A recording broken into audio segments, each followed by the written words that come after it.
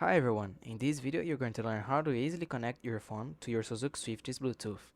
It's a quick and simple process, and by the end, you'll be ready to enjoy hands-free calls and your favorite music. Step 1. Turn on your car and phone Bluetooth. First, make sure the Suzuki Swift is turned on. Then, on your phone, go to Settings and turn on Bluetooth. Step 2. Access the car Bluetooth menu.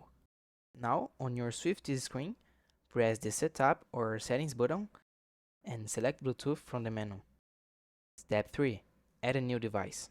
Select Add a new device or Pair a new device. Your car will now start searching for nearby Bluetooth devices. Step 4. Pair your phone. Using the control on the right side of the dashboard, turn it to scroll through the options until you find Pair Phone option. Then, press to select it. On your phone, under Bluetooth devices, you should see car's name, like Suzuki Swift, or a similar name. Step 5. Confirm pairing codes. A pairing code will appear on both your phone and the car screen. Make sure the code is matched.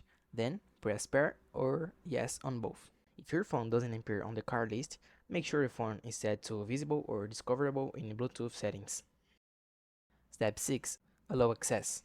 Allow access to your contacts and messages. Step 7. Connection successful. Your phone is now connected to your Suzuki Swift. You can make calls, play music, and more. Some systems may allow multiple devices to be paired, but only one phone can be connected at a time for calls and media. And remember, always set up your Bluetooth connection while the car is parked for your safety. That's the full tutorial on how to connect your phone to your Suzuki Swift's Bluetooth. If this video helped you, don't forget to like and subscribe for more easy tutorials.